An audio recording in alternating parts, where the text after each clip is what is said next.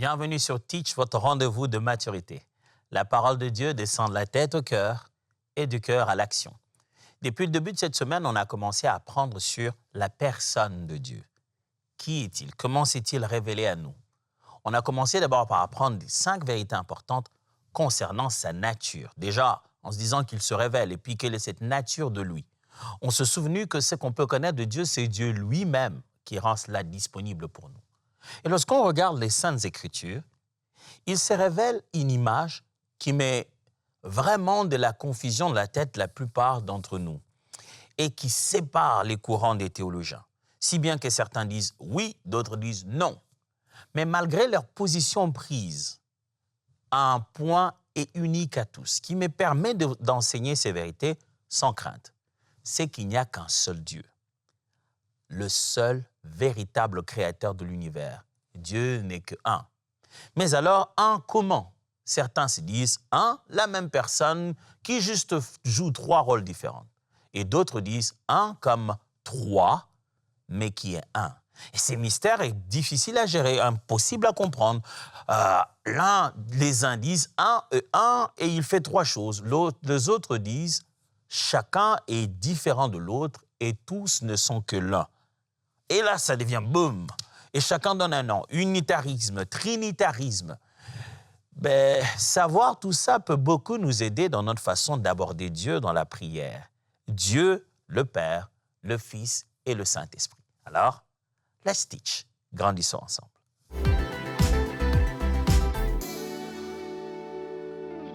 Je vais lire avec vous quelques versets bibliques. Mon but n'est pas d'exposer la grande doctrine de la Trinité, mais juste vous montrer les avantages ou bien les affirmations fortes de cette doctrine. Vous savez déjà qu'à la base, le mot Trinité, il n'y en a pas dans la Bible. Ne vous fâchez même pas, ne nous battons même pas. Le mot Trinité, il n'y en a pas dans la Bible. On oublie déjà l'affaire. Parlons donc du Père, du Fils et du Saint-Esprit. Ces 3 manifestations différentes dans la parole de Dieu. Commençons par lire Deutéronome. Deutéronome, chapitre 6, verset 4. Deutéronome, chapitre 6, verset 4. La Bible dit ceci. « Écoute, Israël, l'Éternel, notre Dieu, est le seul Dieu. » Ça, c'est ce que dans le judaïsme, on appelle le Shema. Shema, Israël, Adonai, Eloheinu, Adonai, Echad. Écoute, Israël, l'Éternel est ton Dieu ou notre Dieu, et l'Éternel est le seul Éternel. Alors, là commence déjà une guerre de traduction. Est-ce que l'idée, c'est de dire l'Éternel est l'unique Dieu ou c'est de dire l'Éternel est un Dieu un? Alors, le sens dans l'original peut dire l'Éternel est un Dieu un. Pas pour dire un Dieu unique, qu'il n'y en a pas d'autre, mais c'est aussi pour dire que c'est un Dieu un Dieu qui est un en lui-même. Le fait que Dieu soit le seul et le un s'exprimerait bien dans la même pensée de ce texte. Lisons un autre texte. Matthieu chapitre 28, verset 19. Matthieu 28, 19. Allez, faites de toutes les nations des disciples, les baptisant au nom du Père, du Fils et du Saint-Esprit. Souvenez-vous quand vous lisez ces textes, souvenez-vous qu'il n'y a aucune raison pour Jésus de faire une liste de 3 comme ça. Aucune. D'ailleurs, la révélation du Saint-Esprit n'a pas encore atteint le niveau qu'il fallait. On est encore dans Matthieu chapitre 28 au verset 19. On comprend mieux le Saint-Esprit, la Pentecôte, ainsi de suite, on comprend mieux à qui on a affaire. Mais Jésus, quand il donne l'ordre d'aller baptiser, il dit, voici de qui vous avez reçu le mandat. Quand vous le baptisez, baptisez-les au nom du Père, du Fils et du Saint-Esprit. Jean chapitre 14, versets 16 à 17. Encore une autre vérité importante. Jean chapitre 14, 16 à 17, et puis on reculera tout à l'heure. Jean 14, 16 à 17. Et moi, je prierai le Père, et il vous donnera un autre consolateur, afin qu'il demeure éternellement avec vous, l'Esprit de vérité, que le monde ne peut recevoir parce qu'il ne le voit point et ne le connaît point. Mais vous, vous le connaissez, car il demeure avec vous et il sera en vous. OK. Je tiens un discours assez bizarre ici. Il dit, lui, Jésus, parlera au Père et le Père enverra l'Esprit. On voit bien qu'on est en face de 3 personnalités différentes. Il dit, moi qui suis avec vous ici, je parlerai au Père. OK. Et le Père, lui, il enverra quelqu'un d'autre qui n'est pas moi. Il enverra le Saint-Esprit. Et il sera avec vous. Mais quand moi je suis parti, il sera avec vous. Et il sera en vous. Jean chapitre 14, toujours le verset 9 cette fois-ci. On recule un peu, le verset 9. Jésus lui dit, « Il y a si longtemps que je suis avec vous et tu ne m'as pas connu, Philippe. Celui qui m'a vu a vu le Père. Comment dis-tu, montre-nous le Père? » Alors là encore, il amène une grosse confusion. Philippe lui dit, il disait qu'il veut s'en aller au Père. Il veut s'en aller au Père, il veut s'en aller au Père. Alors Philippe lui dit, Seigneur, montre-nous le Père. Comme ça, voilà, on peut savoir de qui il est question. Et Jésus tourne vers lui comme s'il est choqué. Il dit, de tout le temps que je suis avec toi, tu n'as jamais vu le Père? OK, qu'est-ce qu'il a? Il dit, mais celui qui m'a vu a vu le Père. Alors, tu es toi ou tu es le Père? Éphésiens chapitre 2, verset 18.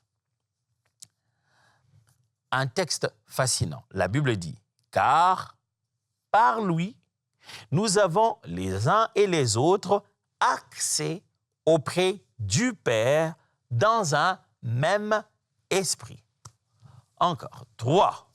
Il dit, par, Paul est en train de parler de Jésus, il dit, par Christ, nous avons accès au Père. Donc, 2 identités différentes. Il y a le Christ et il y a le Père, et nous le faisons par un même esprit. Qui, dans ce même texte, vous savez, le mot esprit est toujours un mot très difficile à traduire. On lui prend dans le contexte, ça peut signifier par le même esprit qui est le Saint-Esprit, ou par une communion d'esprit. Alors, on a plusieurs textes devant nous qui montrent très bien 3 activités différentes. Je n'ai même pas eu besoin de rentrer dans l'Ancien Testament. Où vous voyez Dieu, on utilise le mot Dieu, Adonai, Yahweh, qui se révèle à son peuple. Et puis vous commencez à voir qu'il parle de son esprit, de façon détachée. Il parle de son esprit. Du reste, on dit au commencement, Dieu créa le ciel. Au commencement, Dieu créa le ciel et la terre était informe et vide, et il y avait des ténèbres sur la surface de l'abîme, et l'Esprit de Dieu se mouvait au-dessus des eaux.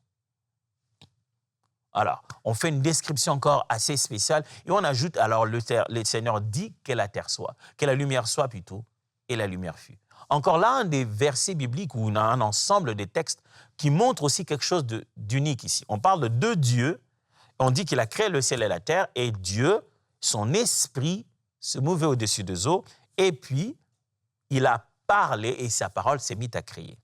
Plus tard dans la Bible, on voit très bien que cette parole-là, il s'agissait de Jésus, et que l'Esprit, c'est lui donc qu'on appelle Ruach Kadosh, Esprit Saint, l'Esprit de Dieu. Le Saint-Esprit, Christ Jésus, le Fils de Dieu, et le Père, Dieu comme Père, sont, je vais utiliser les mots simples, 3 notions, appelons ça notions pour commencer, différentes. Les textes sont si clairs qu'il ne s'agit pas au même moment de la même notion ou de la même personne. En fait, c'est là que tout ça est très difficile. Est-ce que ça peut exister? La plupart des fois qu'on tente d'illustrer ou de donner une image sur la Trinité ou la doctrine où Dieu se révèle 3 comme ça tout en étant 1, ces images tombent ou bien ne sont pas si fortes dans le sens où, finalement, si on exagère l'image, on va perdre le sens. Mais il y a plusieurs façons d'illustrer cela et je perdrai le temps à tenter d'expliquer ça. Une chose est très, très sûre. Parce que quand on parle du Fils, on ne parle pas du Père. Quand on parle de l'Esprit, on ne parle pas du Fils. Et eux-mêmes, ils parlent distinctement de l'un et de l'autre. Il dit qu'il connaît les jours que le Père seul a gardé de sa propre autorité. Il dit, quand je vais m'en aller, on va vous envoyer l'Esprit. Et l'Esprit vous parlera de moi. on se rend compte que dans leur langage, Christ dit « le Père est plus grand que moi » quand il est sur la terre, pour dire la mission, la position que je viens exercer ici, elle est celle du Fils, celle de l'envoyé. Ils sont tous, chacun et ensemble, Dieu. Et c'est ça qui est très complexe à accepter. Alors, j'aime ce que l'un de mes profs disait. Il dit, si la Trinité est difficile pour vous de croire, sachez qu'il n'y a qu'un seul être capable de faire ça. Et c'est justement lui qui est Dieu.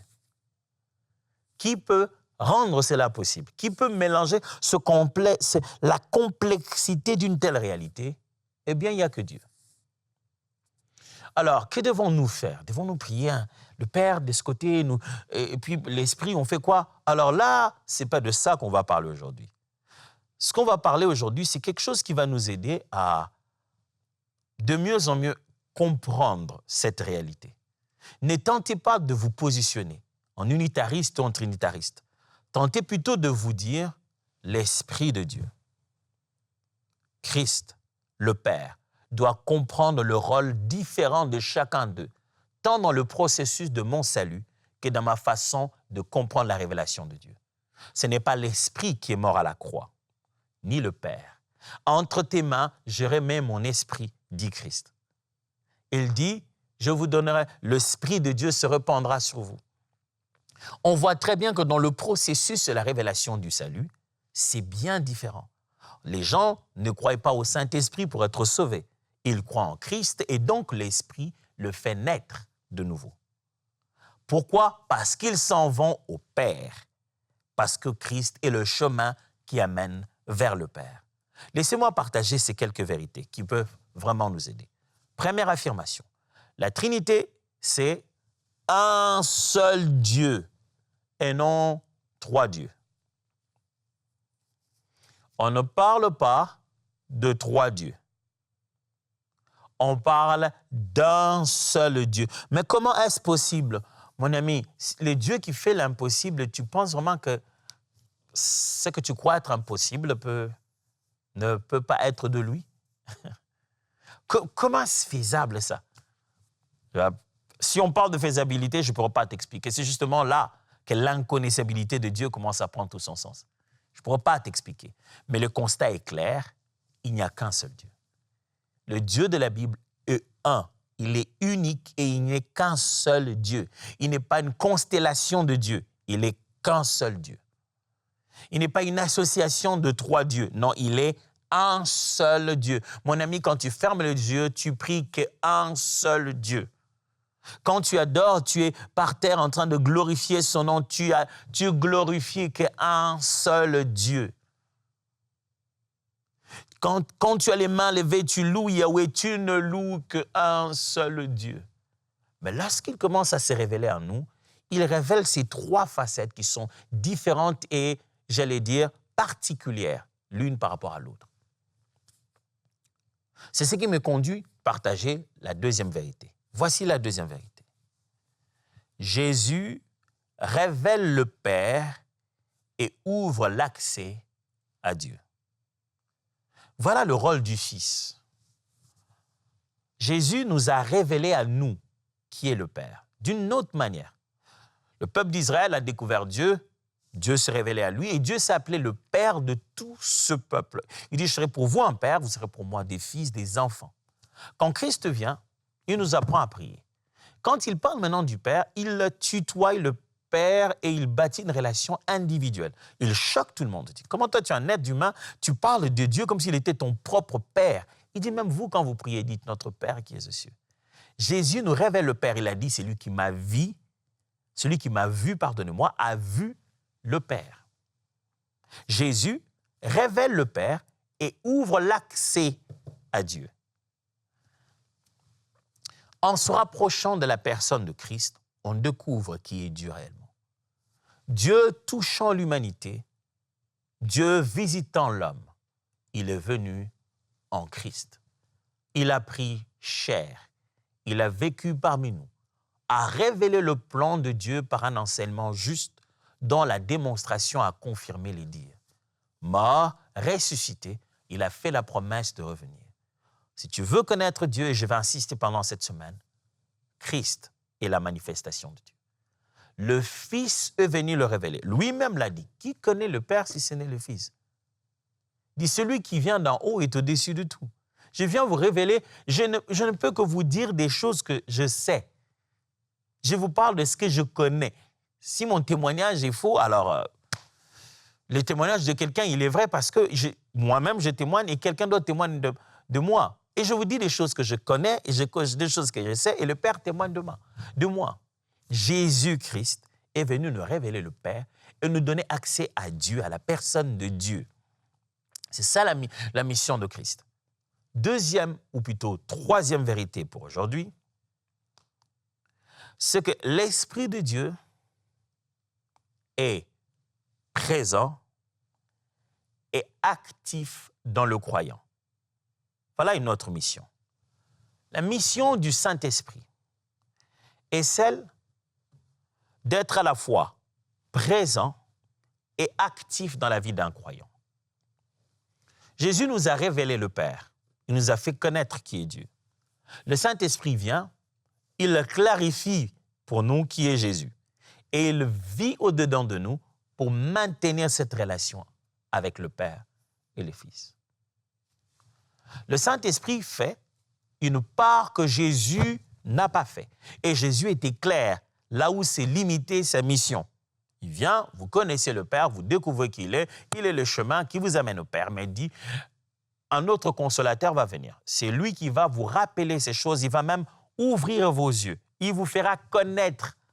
Il vous parlera de moi, parce qu'il aura tout pris de moi. Le Saint-Esprit vient maintenant pour clarifier, révéler à nos yeux qui est Christ et nous aider à maintenir une relation vivante avec ce Dieu-là. Ce Dieu-là vivant en nous et nous vivons avec lui, en esprit, mais en vérité. Dans notre être intérieur, il a redémarré notre esprit. La Bible dit régénérer.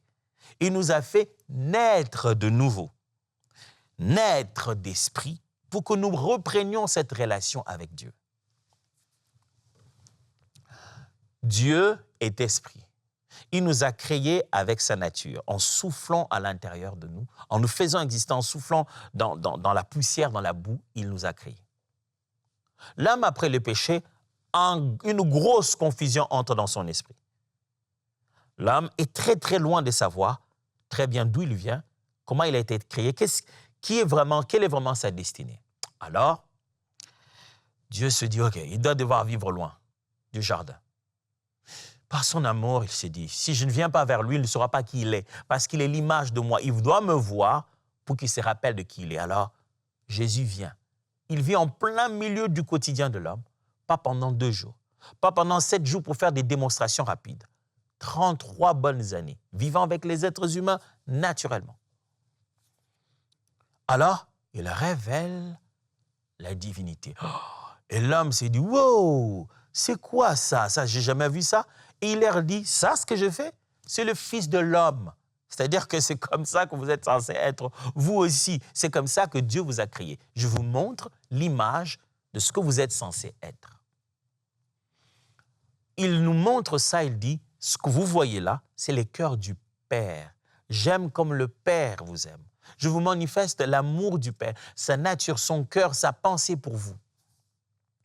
Alors il part, et les humains s'est dit, c'était trop rapide, c'était trop fort pour qu'on comprenne. C'est qui Jésus? Est-ce que c'était juste le charpentier? C'était quoi cette affaire? Il a dit, le Saint-Esprit vous aidera à saisir cela et à maintenir cette nouvelle vie une fois que vous l'aurez eue. Ça signifie, vous qui étiez remplis, vous étiez au fin fond dans les ténèbres, tellement plongés dedans, la lumière de la parole que je vous ai apportée sera maintenue par le Saint-Esprit. Quand vous connaîtrez la vérité vous affranchira. Cette lumière va s'allumer comme une torche, va s'allumer comme une mèche, va s'allumer comme une langue de feu. Chacun d'entre vous va être éclairé sur sa vraie nature et la vraie nature de Dieu. Va comprendre qui est Dieu, ce qui vous permet tout de suite de comprendre qui vous êtes. Ça, c'est l'œuvre du Saint-Esprit. Et la 4e vérité, la voici.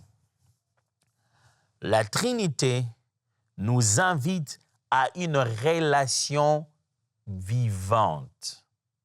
OK. La raison pour laquelle Dieu se révèle comme ça, là, Père, Fils, Esprit, c'est pour nous apprendre une relation avec lui. Ces différents aspects de sa personne, ces différentes manières pour lui d'être le un en étant trois, nous permet d'avoir une relation plus intime avec lui, en ayant cette possibilité et cette multiplicité de facettes. La Trinité nous invite à une relation vivante, une relation basée sur, je vais dire, une relation qui progresse, qui grandit. Quand je parle au Père, je sais à qui je parle. Quand j'invoque le Seigneur Jésus pour le salut, je sais à qui je parle. Quand je parle au Saint-Esprit pour sa force et son soutien, je sais à qui je parle. Un chrétien doit être libre et conscient que le Dieu qui se révèle dans la Trinité, c'est un Dieu qui veut bâtir une relation. Dieu veut que tu le connaisses. Comment il va te parler d'amour si en lui-même, il n'y a pas une relation? C'est un Dieu, Père, Fils et Esprit. Tout ça, c'est l'expression de l'amour. Père, Fils et Esprit ne sont pas des catégories. Ce n'est pas dire le plus grand, le plus petit encore. Non, ça ne veut pas dire ça. Ça veut dire des rôles et des aspects, une nature différente. Dieu est Esprit, Dieu le Fils, Dieu le Père. Dieu, la source de tout. Dieu venu sur la terre pour accomplir le plan du salut de l'humanité. Dieu vivant au quotidien avec l'homme pour le maintenir, pour entrer dans le plan éternel. Dieu, il n'y en a qu'un seul. Et qui est en tout temps ces trois réalités. Les questions se posent dans votre tête, j'en suis presque sûr. Alors quand on prie, on doit prier qui? Bien sûr, quand on prie, on doit prier Dieu. Pourquoi je dis ça? Parce que la notion de Père dans la Bible n'est pas seulement la notion de Dieu le Père, c'est aussi la notion du Dieu créateur.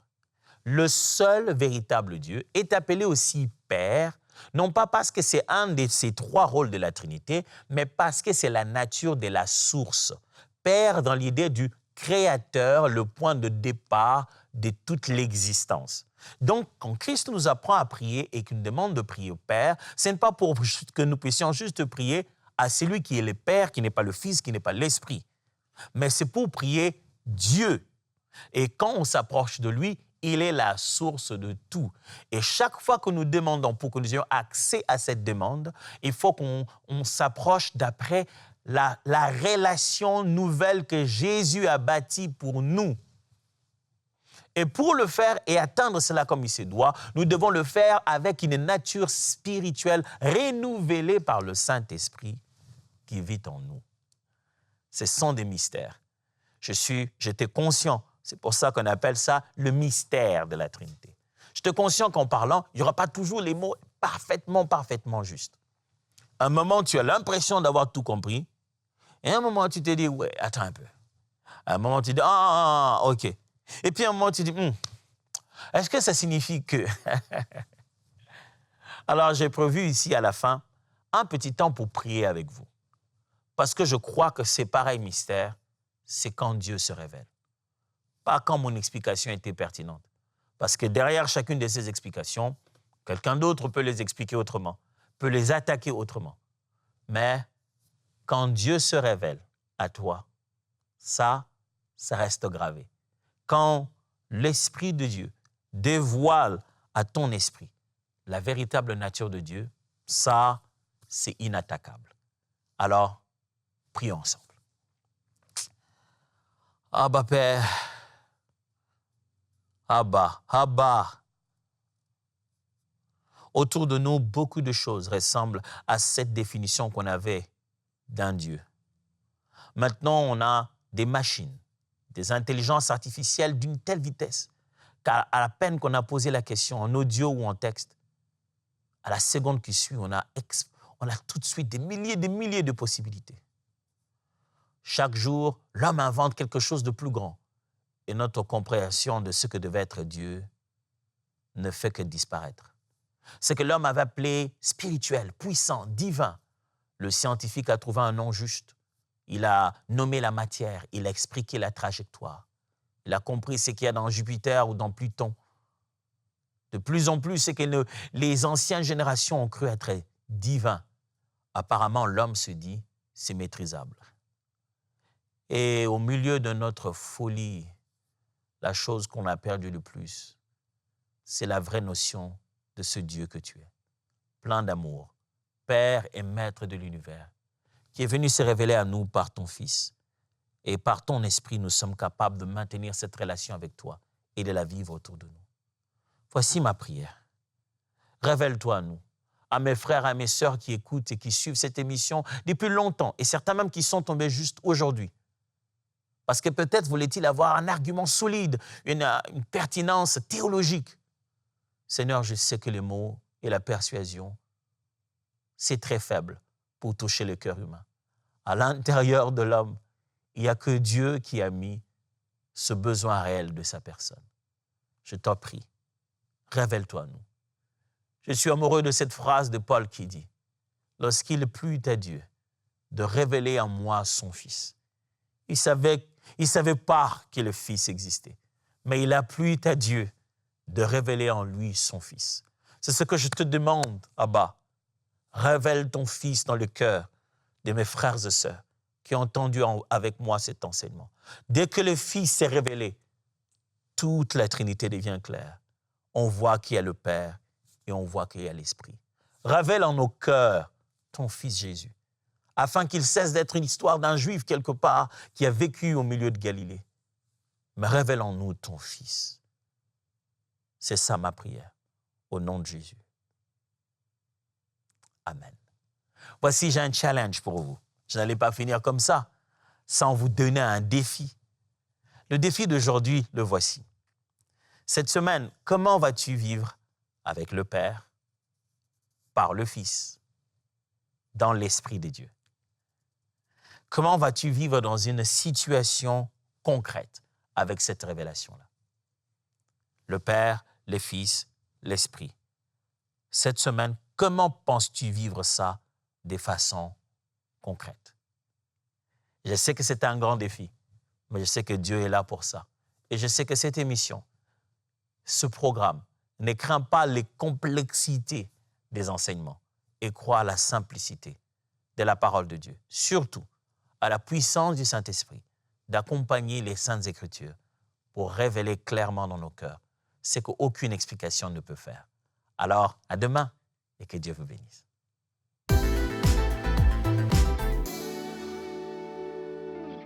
Hello, hello, la famille EMC. Ici, je suis dans la partie secrète où on travaille les résultats finaux de ce qui nous arrive. Ici se trouve toute la régie. Ici, il y a une régie. Là-bas, il y en a une autre. Je vais vous amener dans cette régie ici parce qu'on fait un super projet dans cette régie. Et comme vous pouvez le voir, là de l'autre côté, il y a les docteurs Berceau qui se préparent à faire des choses. J'aimerais que quelqu'un nous explique tout ça. Alors, je vais chercher une chaise pour essayer de m'incruster dans tout ça. Et je vais parler aujourd'hui à Francesco. Francesco. Hola. Hola. Ça veut dire bonjour, c'est ça? Oui, c'est bon. Oh, en quelle langue? Ça, c'est espagnol. Ça, c'est en espagnol. Wow. Francesco, soit dit en passant, il parle beaucoup de langues, Francesco. Wow. Dis-nous, Francesco, qu'est-ce qu'on fait ici? Ici, on travaille sur ma Bible Highlight. C'est des pépites de révélation qu'on prend dans différents textes de la Bible avec des enseignants. Aujourd'hui, on est avec le docteur Berceau. Des fois, on est avec toi. Ouais, des fois, oui. Qui nous amène des pépites de révélation de la parole, qui ouvrent nos yeux en 2-3 minutes, des vidéos qui nous expliquent la parole de Dieu. Wow. C'est vraiment génial. J'aime bien, c'est-à-dire que ma Bible, ça ne va pas juste être du texte, juste la parole, la lettre. Il y a aussi la pensée, l'esprit, le fait qu'on explique ces vérités aux gens. Ça va être intéressant, ça. C'est dans ma Bible, ça? C'est dans ma Bible, exact. Ça veut dire que quand les gens ils sont dans les textes, ils vont carrément voir dans les versets qu'il y a une place parce que c'est un highlight. Et aussitôt qu'ils pèsent dessus, alors du texte ouvre une vidéo et on a l'enseignement qui explique directement le passage qu'on est en question ou le verset qui donne une pépite de révélation dans la parole de Dieu. Frères et sœurs, j'aimerais vraiment vous encourager à continuer à fonctionner à travers avec nous. Notre vision, c'est de faire de cet outil quelque chose de gratuit, que tout le monde, dans chaque téléphone, pourrait avoir non seulement les écrits de la parole de Dieu, mais l'enseignement de la parole de Dieu enseigné par des hommes et des femmes appelés par le Saint-Esprit. Cette œuvre que MCI est en train de faire mérite qu'on puisse tous mettre la main dedans. Alors je vous encourage à devenir partenaire avec nous. En allant simplement sur mcitv.com/don, vous trouverez dedans déjà le formulaire. Enregistrez-vous, encouragez, donnez ce que le Seigneur vous donne, comme vous le voulez, selon qu'il a mis dans votre cœur, mais rendons cette application, rendons cette Bible disponible au monde entier. Vous savez que les gens vont télécharger ça comme ça et ils pourront voir la parole de Dieu, non seulement les textes, mais la vie, les révélations, les explications, le ministère derrière, le ministère d'enseignement derrière ces textes que nous allons avoir. Alors, je ne vais pas trop déranger ma Bible, c'est très sérieux ici qu'on fait ma Bible. Regarde, il y a tout le monde, il y a Guy, il y a James, c'est super sérieux. Le jour viendra ici, vous allez voir. Bye bye les gars. Ciao. Dès maintenant, rejoignez la famille des partenaires qui donnent pour voir des vies transformées partout dans la francophonie. Pour faire votre don, rendez-vous sur emcitv.com/don.